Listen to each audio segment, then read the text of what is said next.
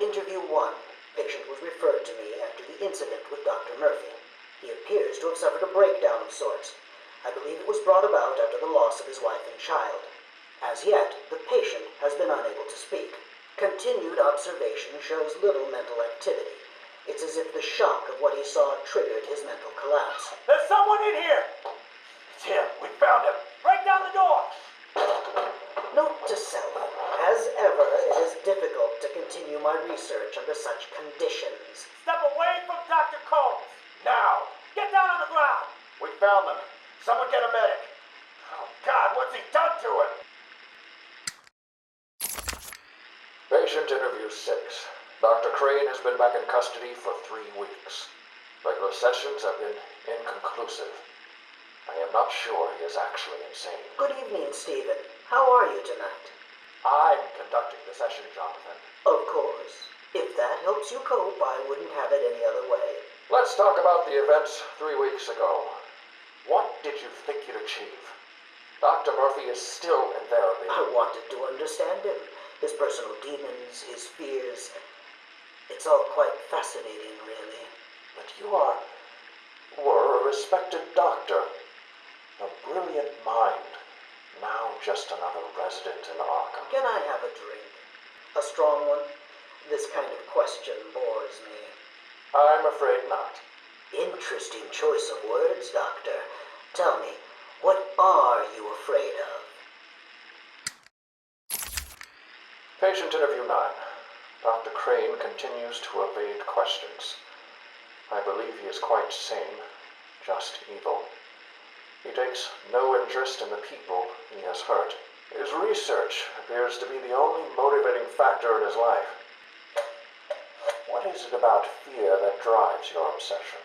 Fear drives everything, Stephen. Everything. Your life is governed by fear. Every decision you make is a product of that fear. Don't be ridiculous. You married your wife, Margaret, isn't it? Because you were scared of dying alone. You have children because you're scared of leaving nothing behind that really matters. You go to the doctors because you're scared of dying. Do I need to go on? No. I think that will be all for today. Guards? Today I have another interview with Crane. I cannot say I am looking forward to it. I've been feeling anxious. I don't like to admit it, but I think he's getting to me. How are you today? I keep telling you, this is my session. It was your session, Doctor, but not anymore. Are you okay, Doc? I think... yes, Oh, he's fine. Just questioning his grip on reality. You should be doing the same any second. Mom? Is that you? Wait, what are you doing? Get off of me. Help! I need help here! I can't breathe! Like I said, you're all part of my experiment now. Asylum interview 1. My experiment is underway. Working alone, I have created my ultimate fear gas. Its potency, a revelation. They're all over me! Please, Daddy. Don't do it! Ah! Come on. I have pumped enough gas into the medical center to break 100 minds. It should only be a matter of time before... What? Give it up. Now! How are you still standing? How come it's not affecting you? Who says it's not? I knew it. What was it like? What have you seen? Officer Cash, get this formula to the air conditioning system now. You failed, Crane. Again. I've been working with Dr. Keller in creating an antidote to the toxins in your cologne. He fooled you, Crane. How does that make you feel? Threatened? Humiliated?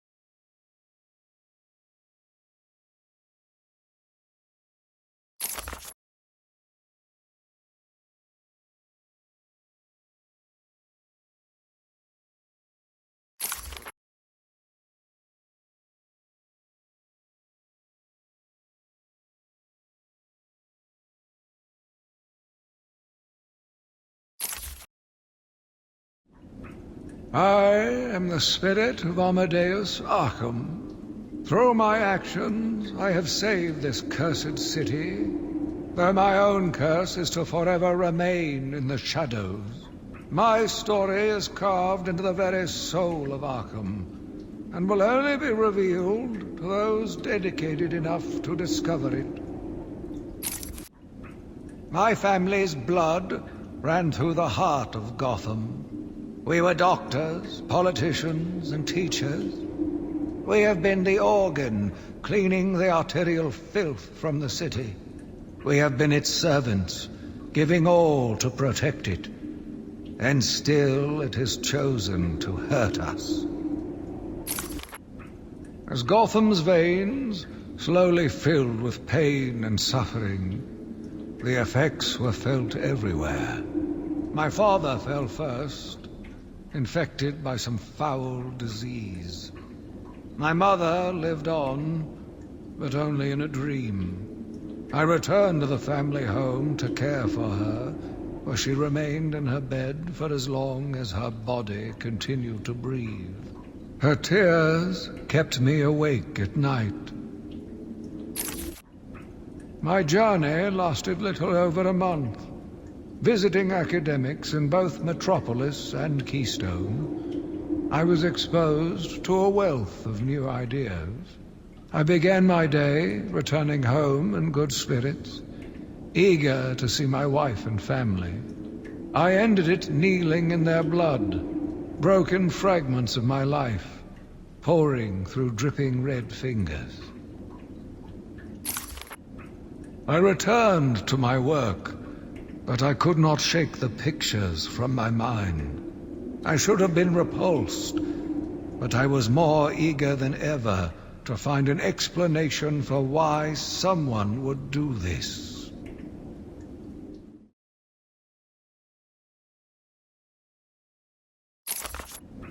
They brought the animal before me, shameless and barking like a mad dog.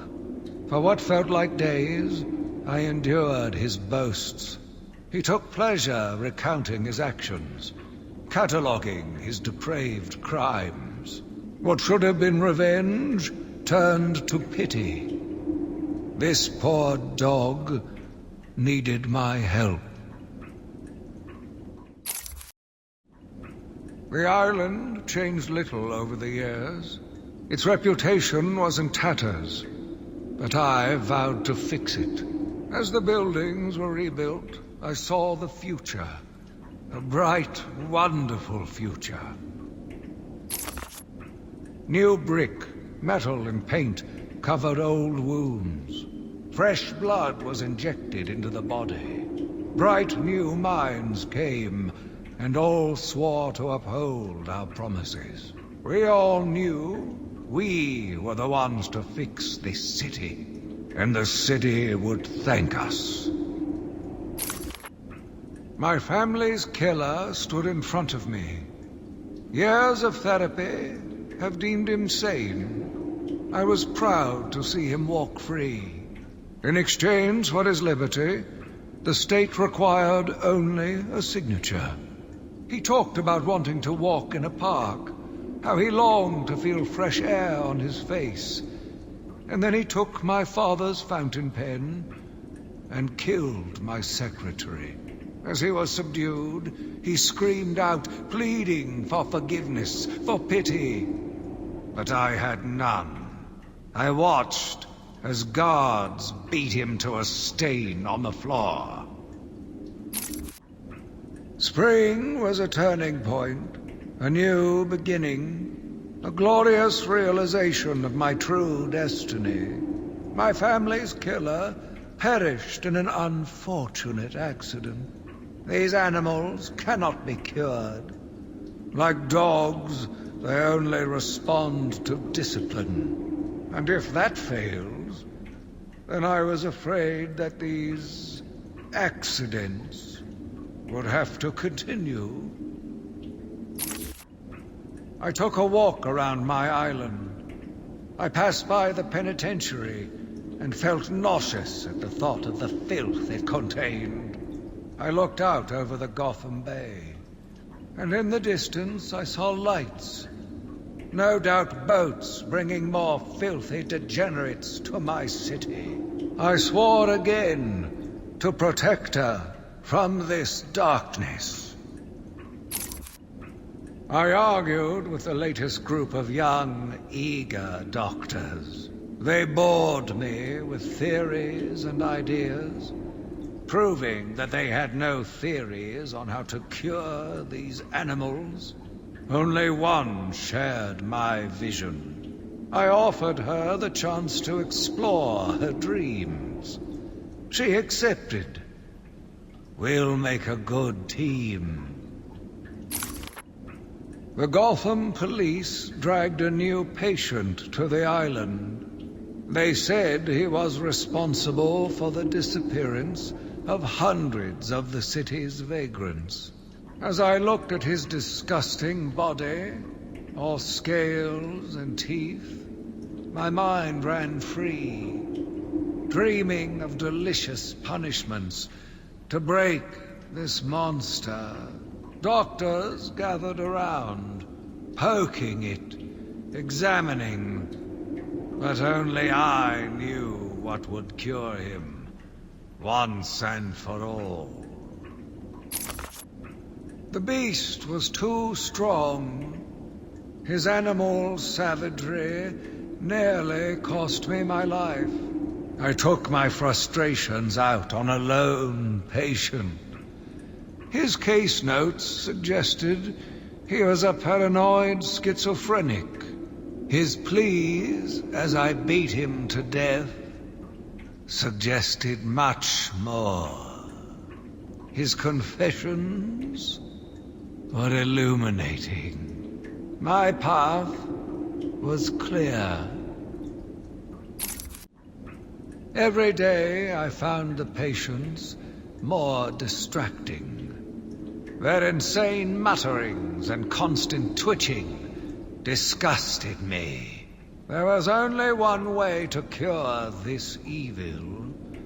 Only one way to purify the city and ensure its future. I needed to prepare myself. I needed to be ready. I had a sudden pang of conscience.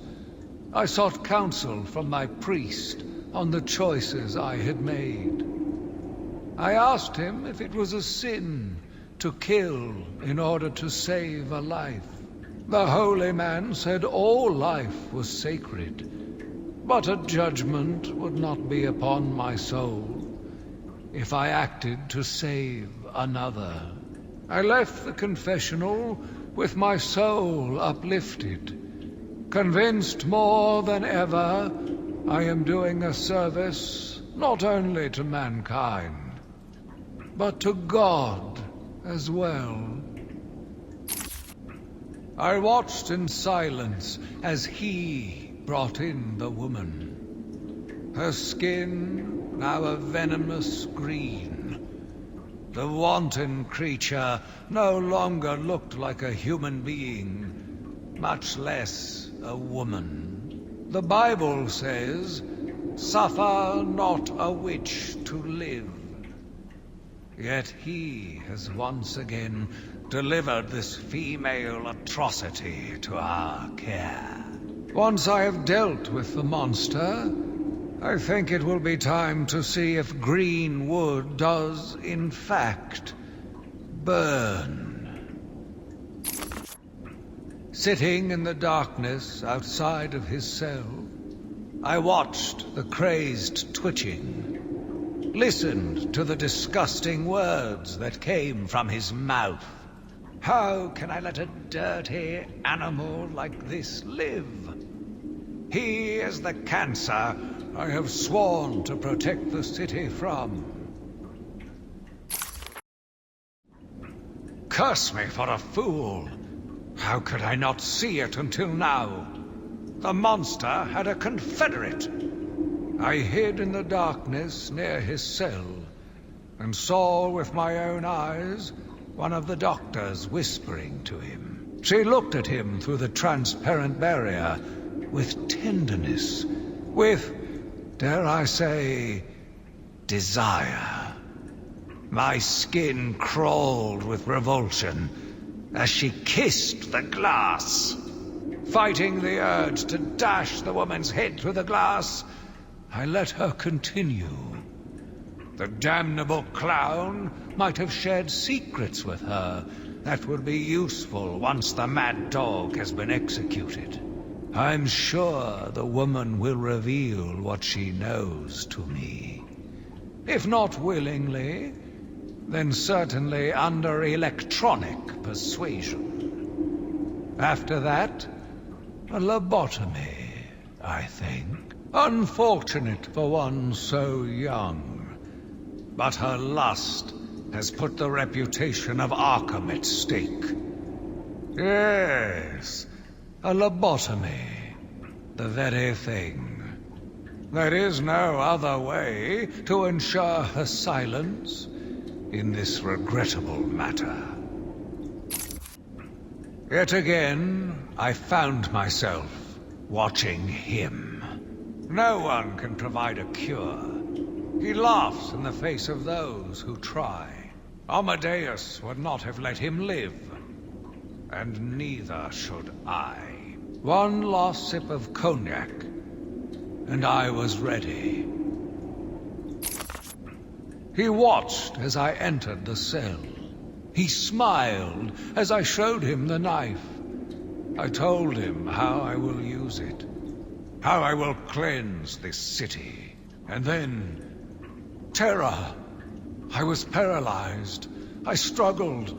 I screamed, but I was silent. The monster looked at me, expressionless. He ran my blade slowly across my forehead. A smile cracked across his horrible porcelain face, and I heard the filth fall from his mouth. He laughed and called me that horrible name. It must have been Crane. Another one who doesn't deserve to live. Why do these people thrive on chaos? Joker, in particular, desired anarchy. And since his escape will no doubt wreak it upon my city, I feel this is the end for my diary. Joker will be recaptured. My story will be told. I am not afraid. If Arkham becomes my cell, then I will know I did my best. I will be remembered. I am the spirit of Amadeus Arkham. Even though Amadeus had long since passed, his spirit lived on, surviving, moving through the walls of his asylum. When it chose me, I felt proud. I was honored to continue his work, to cleanse this city. If you are strong-willed enough to follow my tales, you are strong-minded enough to deduce my identity. Come and find me, friend. Together, we will save Gotham. My name is Quincy Sharp, the spirit of Amadeus Arkham. You have done well to decipher my story, and I pray it has helped you on your path. I trust that through my writings you will do what is right. Please, I implore you, continue my work. This city deserves a savior. Continue my work.